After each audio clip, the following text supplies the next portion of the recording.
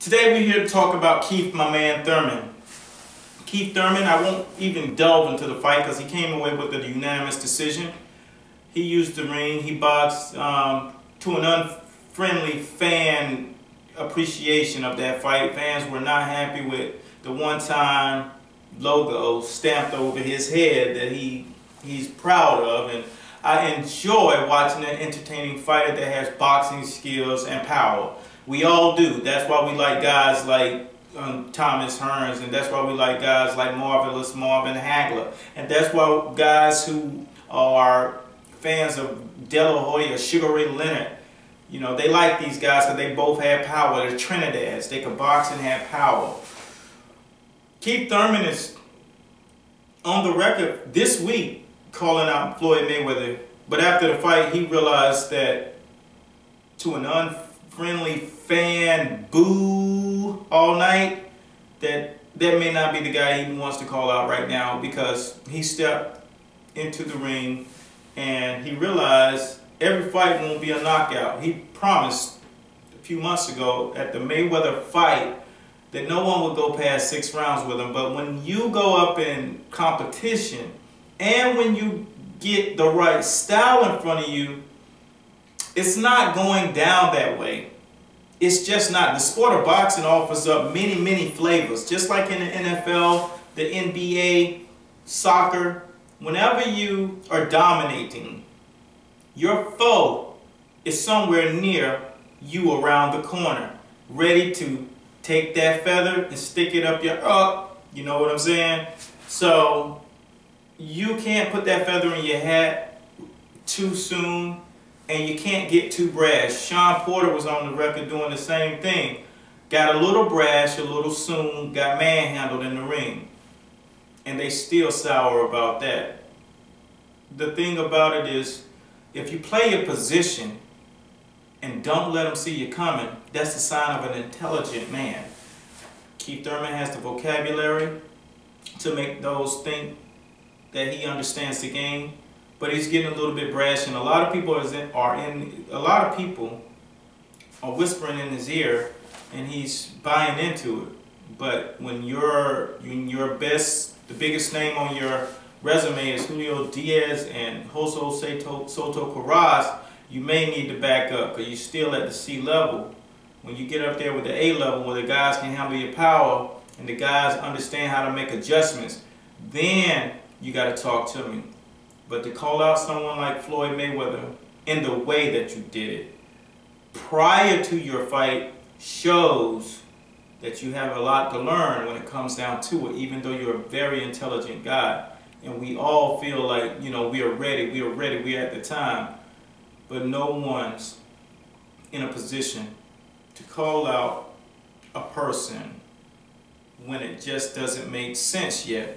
Because you do have to get those strikes first, and to jump line, unless you were continuously knocking guys out like Thomas Hearns had to do to get the fight with Sugar Ray.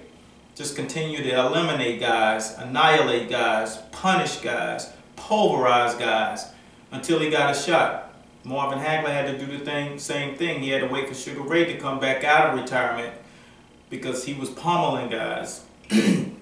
Guys like Sugar Ray were clinical. He chose and picked and chose when to fight the top level guys, and the guys that he knew had more boxing cachet than regular punchers. Marvelous Marvin Hagler was a pugilist. He wasn't just a brawler. He was banging guys out stylistically. Southpaw, branded, killer. That's what Marvelous Marvin Hagler was. And if you haven't seen him, you need to go and check out his career, I said, because the guy has skill set. But back on Keith Thurman, like I said, I believe he's one of the top in the game. To get in the ring with one of those Timothy Bradleys still is a step up, even though it will be a more compelling fight. Amir Khan, you know, you gotta beat guys at this level. You gotta beat credible names to get a credible name. So you at least need to beat a guy like a Devin Alexander who's on the downslope. Yeah, so where I think Keith Thurman should be right now is the Ruslan Provodnikovs of the world, the DeMarcos Maidanas of the world, which is who he called out directly after the fight. Because you have to earn that cachet before you get to that point. And he's already a champion. He's heralded, and he's going to be a great fighter in this era. Believe me, that guy he has the goods. So I'm all in with Keith Thurman. But just slow your roll. Don't allow people around you to influence you in a way that will make you look like the bad guy. But I just love that attitude. And he's very smart. So it's only going to be a plus and win-win for us in the sport of boxing. And that's what we have in common. And that's pretty much the breakdown. And like I said, it was a great night of fights. You know, the Charlo brothers came away with a couple of victories. You know, hopefully we can get to see Charlo against Andrade sometime soon, because one thing that Andrade's corner needs to know, that a short duration back, Andre Ward in the Super 6 was supposed to fight Andre Durrell. Andre Durrell's corner decided, his team decided, it's not time for that fight, which is an easy out.